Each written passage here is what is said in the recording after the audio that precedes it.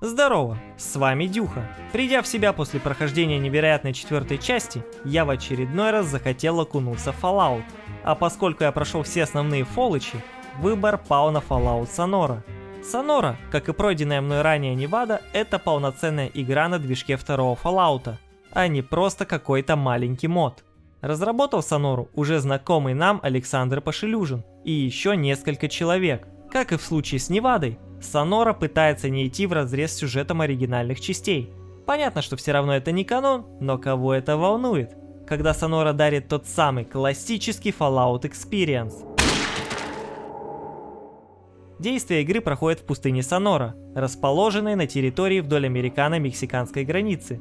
Так что городов из оригинальных частей мы не увидим, но зато побываем в Финиксе, столице Аризоны. Сюжет Соноры проходит в 2167 году. Это спустя 6 лет после событий первой части. Хотя для нашего героя все это не важно, ведь он простой крестьянин, работающий на вилле. Игра начинается с мрачного ролика, демонстрирующего постапокалиптический пейзаж. После чего, как и в классических фоллочах, нас встречают слайды с информацией о мире игры. Тут все как всегда, война никогда не меняется. Но есть интересная информация о нашем далеком предке. Он был из убежища, собрал оттуда людей и привел их в место, где земля могла давать урожай. Так появилась вилла. Небольшая коммуна из нескольких семей. Община успешно развивалась, но держалась в стороне от других сообществ. Но вечно так продолжаться не могло. После этого переходим к созданию персонажа. По классике в нулину убиваем харизму, взамен беря инту и удачу. Докидываем сверху ловкость и щепотку восприятия. Из навыков выделяем науку, красноречие и большое оружие. И тут, в отличие от оригинальных частей, большое оружие – это лютая смесь из легкого и тяжелого вооружения. То есть все подряд, от небольших винтовок до тяжелых гранатометов. А вот в малое попали всякие пистолеты, револьверы и прочая мелкая хрень. В качестве особенности берем одаренность и кровавую баню. Стоп, горячая кровь? Та же самая особенность, что и кровавая баня, за исключением того, что мы еще можем разговаривать на испанском. Без этого мексиканцы вас сразу пустят на тако. С такими характеристиками мы оказываемся на вилле. Пока наш герой непонятно где проебывался, на общину напали и угнали самых здоровых в рабство, в том числе и нашу семью. На вилле остались только самые дряхлые, как вот эта угорающая по куреву бабка. Она рассказала, что в погребе под ратушей есть тайная комната. В ней хранятся древние реликвии, которые помогут в моем путешествии. На деле же это старые технологии из убежища, использование которых под запретом на вилле. Но как оно бывает, запреты работают только пока все идет по плану. В подвалах были кучи крыс, муки, а за стеллажом была скрытая комната. Там валялся полудохлый бандит. Завершаем то, что не доделали наши односельчане, и находим те самые реликвии. Пип-бой, синий комбинезон и флягу из убежища. Я ожидал чего-то посерьезнее. Вылезаем из подвала прямо в доме дяди Хосе. Он в подробностях рассказывает, как налетчики атаковали виллу. Разбили местных, а потом собрали всех на площади. И начали оценивать, кто подойдет для рабства. Затем в течение ночи бандиты бухали и грабили все, что попадется под руку. А на утро взяли людей и ушли на восток в пустоши. Получается, нам в очередной раз предстоит искать батю. Кроме того, от Хосе я получил небольшую зацепку. Среди нападавших он узнал пару человек из Гараж-Сити, небольшого городка на востоке от виллы. Хосе вручил мне немного фруктов, муки и пожелал удачи. На улице я встретил Криса, молодого пацана, которого почему-то не забрали в рабство. Оказалось, во время нападения он с обосранными штанами сидел в погребе. После этого я осмотрел ратушу, в подвалах нашел пистолет и вышел к окраине деревни. Там уже торчали мелкие проходимцы, услышавшие о разграблении виллы. Они хотели дограбить то, что осталось, а именно запертый склад с мукой. Но я им доходчиво объяснил, что они пришли не по адресу. Еще я нашел заплутавшего пацана и двинул в пустоши. Там мне чуть не дали пизды, но я все-таки добрался до Гараж-Сити, городка, живущего тем, что мусорщики собирают всякий хлам с прииска, а потом его продают караванщикам. Управляет всем этим делом мистер Коган. Зайдя в бар, я решил поспрашивать про конвой рабовладельцев, но меня мигом осадили, сказав, что с ними вел дело Коган. Вот с ним об этом и базарь, а нас в это дерьмо не втягивай. Я уже хотел выходить из бара, как до меня доебался какой-то чел. Он хотел, чтобы я на халяву поставил ему выпивку. Началась драка, я не растерялся, достал пистолет и сделал пару предупредительных выстрелов ему в голову. Бармен сказал, чтобы я больше такой херней не занимался. И еще от него я узнал, что у города проблемы с поставками алкоголя. Так что если я окажусь в Флагпуле, надо будет переговорить с их барменом о поставках в Гараж-Сити. Показав себя в городе, направляемся к Когану. Спрашиваем его про крестьян с виллы, на что он выдает, что Вилли еще повезло. Ведь когда Гараж-Сити голодал, мы с них сдирали двойную плату за еду. А теперь справедливость восторжествовала. Ну что, приятно ощутить себя в роли подстилки? Вот это я понимаю диалоги. Но несмотря на свое отношение к Вилли, к нападению Коган не причастен. За этим налетом скрывается более крупная организация. Мне же он советует вернуться в свою деревню и начать все сначала. Но тут неожиданно в кабинет врывается местный. В общежитиях мусорщиков началась драка. И раз никого другого здесь нет, Коган предложил мне решить этот вопрос. В общаге одни мусорщики обвиняли других в воровстве. Оказывается, несмотря на то, что все они работают на Когана, сами мусорщики делятся на разные кланы. И клан Лукаса выкрал у клана Трейвана декодер, а затем они свалили из города. Но мужики успели схватить двоих из банды Лукаса. Я пытался предотвратить линчевание, но ничего не вышло. Вернувшись к Когану с этой информацией, он был, мягко говоря, в шоке, что Лукас решил его подсидеть. Но с ним он разберется лично. А нам же надо как можно скорее вытащить с завода компоненты радиотехники. Только есть один нюанс. На нем засел Лукас со своими людьми. Лукас, узнав, кто мы, сказал, что именно Коган навел налетчиков на виллу, в надежде получить в будущем контракты на поставку техники. Ведь изначально налетчики шли за дикарями, и о вилле ничего не знали. Лукас даже в курсе, куда направились работорговцы, но расскажет нам только, если мы стырим контракты из компьютера Когана. Не знаю, пиздит он или нет, но выбирая между крысами с завода и гнилым Коганом, я все-таки выберу второй вариант. Как раз на заводе есть довоенный робот и терминал, взломав который я сделал робота враждебным к мусорщикам. Он быстренько их всех раскидал, я побегал по кругу, а потом их всех обнес. Забрал декодер и необходимую Когану деталь. Возвращаемся к нему, и он выдает, что я совсем охренел, убив Ларри в баре.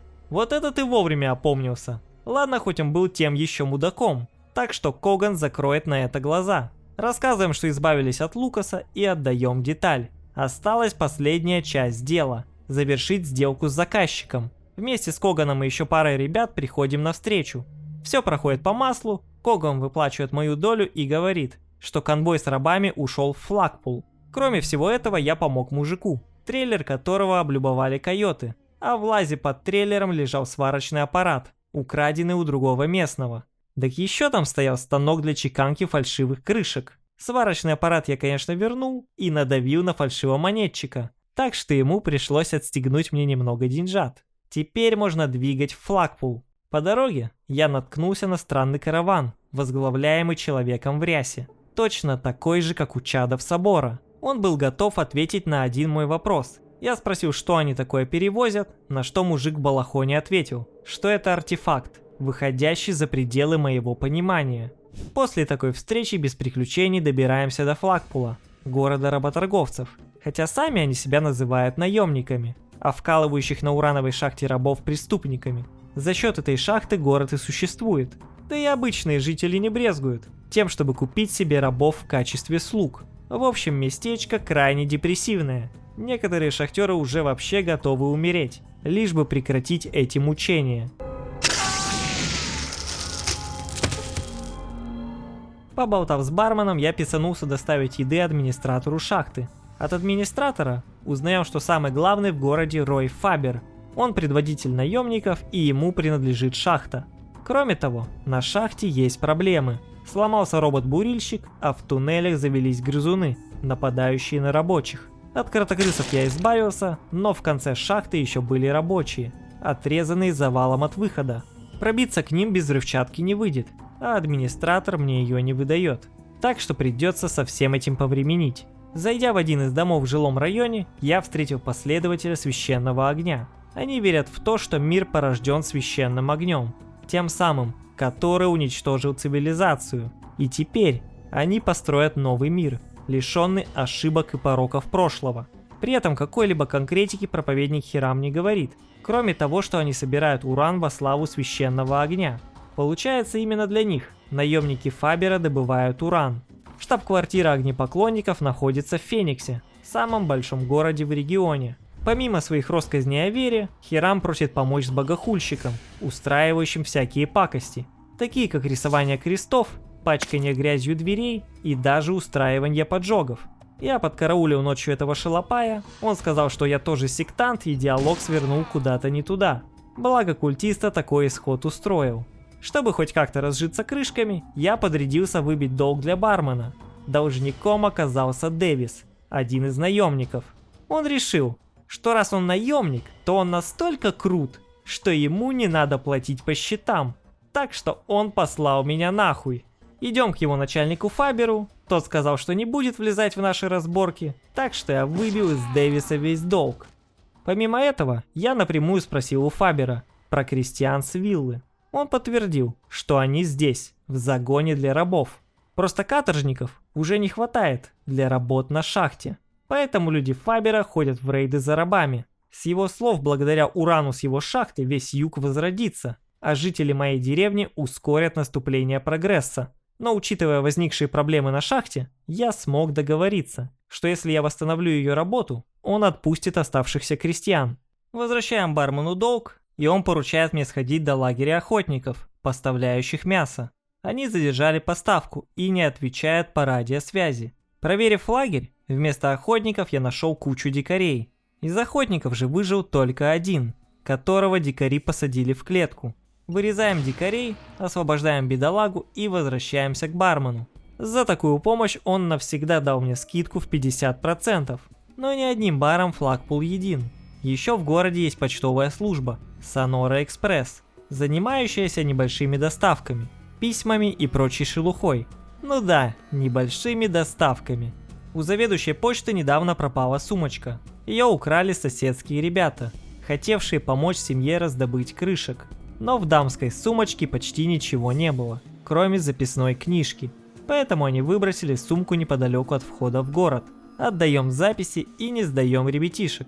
Слоняясь по округе, я забрел в заброшенный район Флагпула. Там были своры собак и целое здание с дофигищей ловушек, в подвале которого засел рейнджер. Он грезит убить Роя и освободить рабов. Хотя пока он только сидит тут и отстреливает зашедших сюда патрульных. Но Рой Фабер уже всем этим заинтересовался, так что решаем этот вопрос. Закупившись динамитом в Гараж-Сити, я взорвал завал в шахте. В западне были двое крестьян виллы. Они хотели прорыть подкоп в пустоши, даже стырили для этого взрывчатку, но добились только обвала. Они сказали, что остальные крестьяне, в том числе наша мама Мария, остались в загоне наемников, а другую группу людей отправили дальше, в неизвестном направлении. Эти же двое смогли снять ошейники, потому что, оказывается, ошейники не работают в шахте. Тут неожиданно вылез здоровенный кротокрыс. Избавляемся от него, пока эти двое тупо смотрели. На выходе они меня поблагодарили и сказали, что дальше сами смогут сбежать из города. Зачем тогда было устраивать всю эту хрень с подкопом? И тут я вспомнил о том, что надо договориться о поставках бухла в Гараж-Сити. Бармен был не против, ведь это лишний доход. Вернувшись с этой новостью в Гараж-Сити, здешний бармен меня поблагодарил, но сказал, что у них и с едой тоже не все так гладко. Как раз в пустыне его ребята видели дикого брамена, и сейчас они планируют его прикончить. Отправившись за браменом, выяснилось, что он нифига не дикий. Я попытался объяснить скотоводам, что лучше отдать брамена по-хорошему, иначе их всех перебьют. И как ни странно, это сработало. Правда, нас покрыли самыми хорошими словами, но на пустошах это нормально. Бармен подкинул нам за это деньжат и сказал, что раньше им поставляли мясо скотоводы из Сан-Брамена, но в последнее время они перестали со всеми торговать. Думаю, после того, как мы нагрели их на целого брамена, договориться о возвращении поставок будет сложновато. Еще все это время я решал вопрос, как починить буровую установку. Традиционный вариант ткнуть навык ремонта не давал результатов из-за нехватки очков навыка. Но напокупав мусора и впихнув его в машину, я смог ее отремонтировать. Теперь шахта полностью готова к работе, а Фабер отпустил моих односельчан. В загоне их было всего 3. Наша Мадре сразу начала причитать, что не надо было так рисковать. «Ой ты моя сыночка-корзиночка».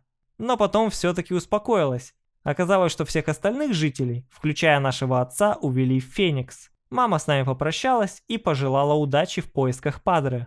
Пора идти в Феникс. Феникс – это самый крупный и развитый город в регионе, и в этом немалая заслуга культа священного огня. До их прихода в городе был полный развал, хотя некоторые районы до сих пор остаются под контролем бандитов.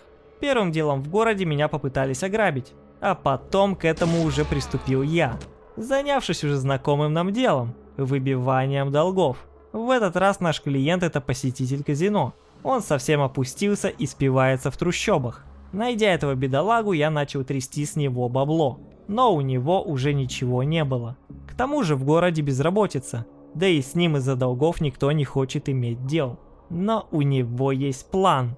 Он знает про место, в котором лежит куча крышек. Даже я смогу подзаработать. Звучит как первостатейнейший пиздеж, но почему бы и не попробовать, учитывая, что и казино не хотело бы в будущем терять клиента. Двигаем с ним в это место, и это оказался склад ядер Коллы с одной здоровенной проблемой – охраняющими его роботами. Бадди спихнул это на меня, ведь он нас сюда провел. На скрытничах проникаем на склад и отключаем систему безопасности. Роботы теперь безвредны, а нам достался ящик с крышками. Я не стал все крысить себе, а поделился с Бадди. Он выплатил свой долг казино и сможет заплатить за квартиру. Его как раз уже хотел выгонять управляющий. Помимо Бадди, у управляющего Вернера есть проблема с другим квартирантом – Ларри, плотно подсевшим на наркоту. Я пытался с ним поговорить, но ему вообще похуй. Он так закидывается этим дерьмом, что видит прыгающие машины и маленьких лепреконов, что, по его мнению, куда лучше местного пейзажа. Хотя изначально он начал употреблять, чтобы вылечиться от лихорадки. Она, как ни странно, прошла, только отказаться от химии он уже не в состоянии. Я уже думал, что тут ничем не помочь, как неожиданно на него подействовал аргумент о том, что ему надо заботиться о своей жене и дочери, о существовании которых он просто забыл. Решив этот вопрос, Вернер рассказал о настоящей проблеме – банде красных кардиналов, владеющих этим районом. От них в основном страдают только мирные жители. Поэтому, если мы избавимся от их лидера Ориса, все жители скинутся мне на награду. По соседству с трущобами находится атомная электростанция, обеспечивающая город энергией. Ее облюбовали атомщики, объединение гулей. Они здесь живут и по совместительству занимаются станцией. Узнав, что я не местный, они сразу отправили меня к управляющему. Недавно произошла чрезвычайная ситуация. Взорвался трубопровод от системы охлаждения реактора. Они перекрыли подачу жидкости, но надолго этого не хватит, поэтому надо его починить. Сами они это сделать не в состоянии, из-за нехватки деталей. Весь мусор я потратил на ремонт буровой установки, так что я решил зайти к бандосам. Они, естественно, дофига выебывались, но все-таки предложили работу. Найти их старого приятеля. Человек Ориса должен был встретиться с курьером в канализации под стоянкой караванщиков. Придя на место встречи, я нашел курьера, молившего о помощи. Вкалываем ему стимулятор, и он приходит в себя. Во время встречи на него напали люди из гильдии наемников, а того, кто нам нужен, они схватили и забрали с собой. Этого же доходягу пырнули ножом и оставили здесь подыхать. Я сразу двинул к наемникам, где за 10 крышек выторговал возможность переговорить с бандитом. Он сказал ровно одно, что ему шьют дело и его не отпустят. Придя к Орису с этой инфой, он немного напрягся, ведь тот чел слишком много знал. Поэтому если мы его оттуда вытащим, то он примет нас к себе и заплатит 200 крышек. Я выкупил его за 100 и привел к Орису. Очевидно, что его людей подставили, и сделать это могли только огнепоклонники. Поэтому ему нужен свой человек среди них. Только вот я не свой человек. Не так уж и много мне выдали за его убийство. Но я, конечно, вернулся и добил оставшихся бандитов, чтобы поживиться их барахлом. Сбагриваем это торгашам и закупаемся металлоломом. Чиним трубопровод на электростанции, и теперь главный гуль хочет выяснить, кто ответственен за этот саботаж. При этом этот долбанный гуль обвинил в этом меня. И сказал, если я не узнаю, кто это сделал, он мне ни хера не заплатит.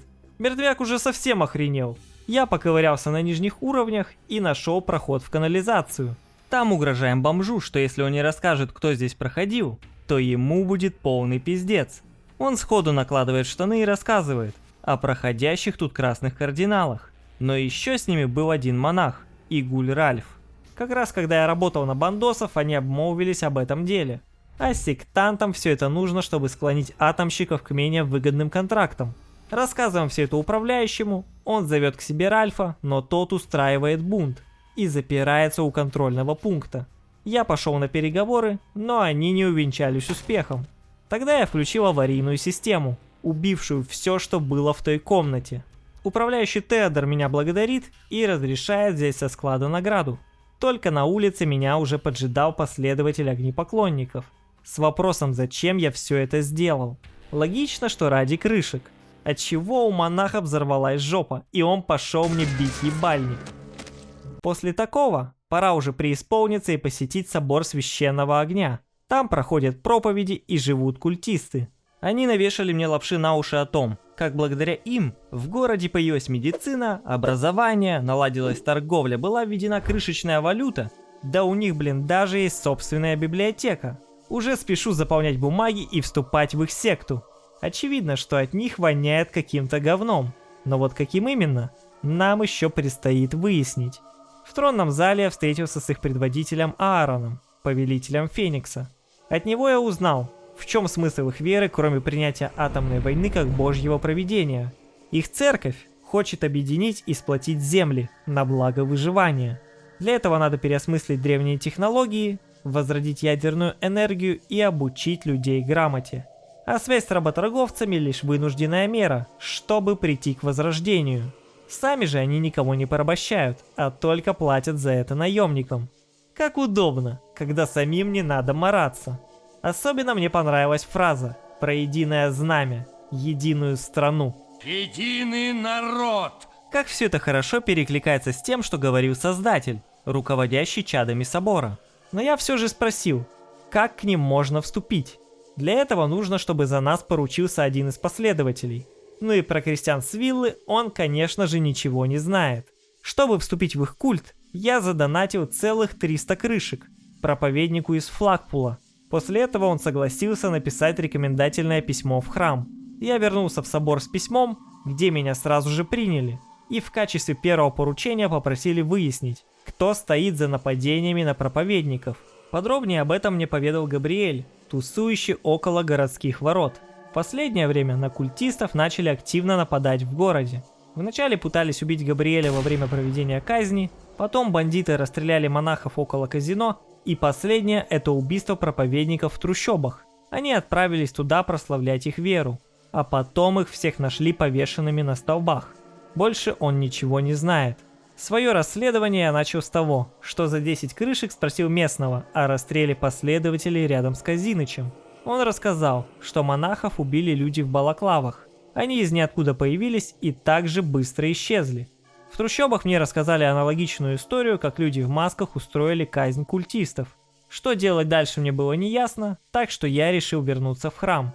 Как по дороге ко мне подошел ребенок и передал записку. В ней было написано, что сектанты получили по заслугам, а если я продолжу копать, то меня ждет та же участь. Рассказав Аурону, что за нападениями стоят не просто какие-то бандиты, а организованная группа, он сказал, что никто за пределами собора не знает расписания послушников. Значит, в соборе есть крыса. В библиотеке узнаем, что в дни нападений расписание послушников изучал приор Матиас. Он меня сразу послал, но сказав, что я знаю, чем он промышляет, тот сходу переобулся и предложил перейти в исповедальню. Там меньше ушей. Матиас считает, что во всем виноват Аурон. Под его руководством церковь свернула с истинного пути. Много лет назад их церковь была мирной, но пришли люди с юга и переманили на свою сторону приоров, а потом с их помощью устроили революцию в городе и сделали главным Аурона. Получается, Аурон просто пешка, в руках более могущественной организации. Матиаса все это не устраивало, но он терпел, пока не вышел на повстанцев, партию освобождения. Они обещали избавиться от Аурона, а он взамен обеспечит уход церкви из города. Тут мы встаем перед выбором: заложить Матиаса и продолжить карьеру в культе огня, либо переметнуться к повстанцам. Учитывая, что эти веруны мне сразу не понравились, я с радостью отправился к повстанцам. Они засели в канализации. Сказав, что я от Матиаса, они ввели меня в курс дела. Повстанцы радеют за то, чтобы церковь вернулась к Старым Заветам. И единственный способ этого добиться – избавиться от Аурона. А потом они, конечно же, хотят построить справедливое и равноправное общество в Фениксе. Но не время болтать, ведь конспирация Матиаса под угрозой. Надо действовать как можно быстрее. Первым делом меня отправили на поиски агента, устанавливающего радиомаяк. Он слишком долго не выходит на связь. В том районе, где он должен был быть, были культисты. Избавляемся от них и находим запертого агента. Делаем за него его работу и возвращаемся в штаб. Теперь повстанцы могут подслушивать переговоры монахов, из которых они сразу узнали много нового. Например, о подземных уровнях собора и разрабатываемом там оружии. После чего меня отправили к Матиасу для обсуждения плана атаки собора. Он предложил два варианта: уничтожить церковь с помощью бомбы, находящейся под собором, либо вместе с повстанцами атаковать в лоб, чтобы убить Аурона и его прихвостней. Насчет же мирных монахов можно не беспокоиться. Матиас уверяет, что они в курсе и не будут вмешиваться. Я решил, что прямая атака звучит куда лучше, чем здоровенный взрыв неподалеку от города. Да и к тому же так мы сможем собственноручно устроить резню.